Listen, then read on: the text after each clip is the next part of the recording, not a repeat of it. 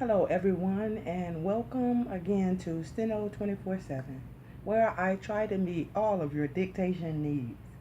Today we are doing selection number 33, 789 words on the subject of assault and battery. This will be 70 words per minute, so this will be in the 50, 60, and 70 word category playlist on my channel. That's where you'll be able to find this dictation. And if you have not subscribed to my channel, please take the time to do so right now. And if you hit the bell for notifications, you'll be notified whenever I put out any new videos, which is usually Sunday, like today. Now today like I said, we're working on a selection number 33, 789 words on the subject of assault and battery. This will be at 70 words per minute. Ready? Let's write.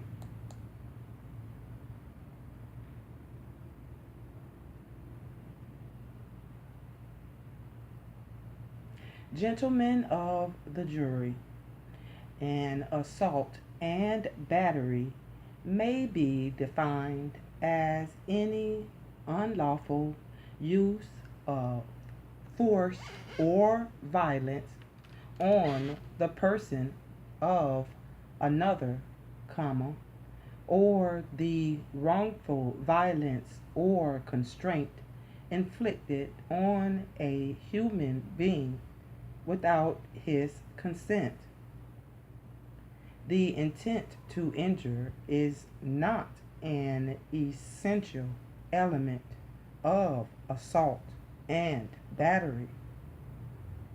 If the act causing the injury is unlawful, comma, the deliberate hitting or striking of a person is an unlawful act unless made in self-defense.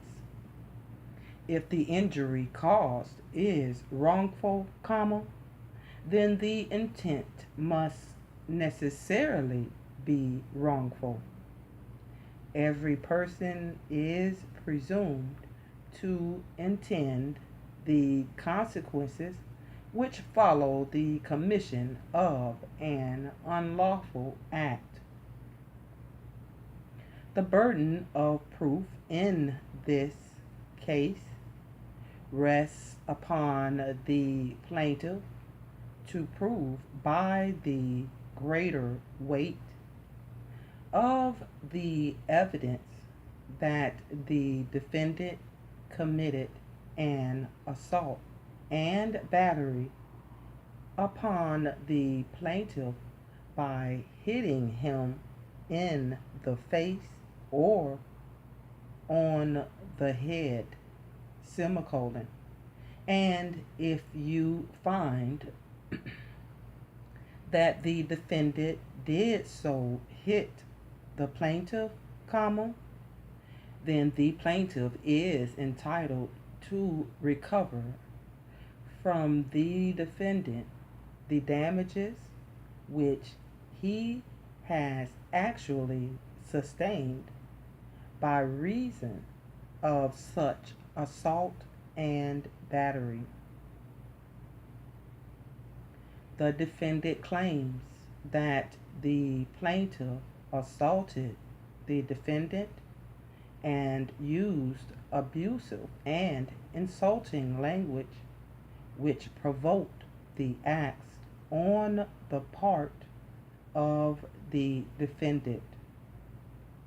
It is the law in this state that mere words or acts not amounting to an assault, comma, however gross and abusive or insulting such language is, comma, and even though spoken or performed for the purpose of provoking an assault, comma, are no defense to a civil action for assault, and battery.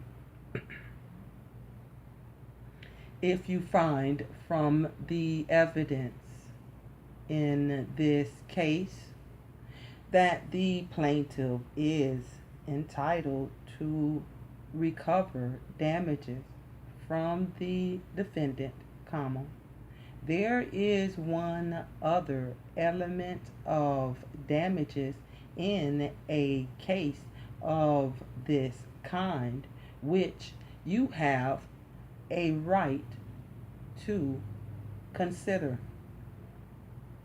It is claimed by the plaintiff that this assault was willfully and maliciously made. If you find from the evidence that the assault was in fact willfully and maliciously made, comma, then you may find a further sum of damages in favor of the plaintiff, which the law calls exemplary or punitive damages. The jury is not required to find exemplary or punitive damages in any case, comma, but they may in their discretion do so if they find that the assault was maliciously made.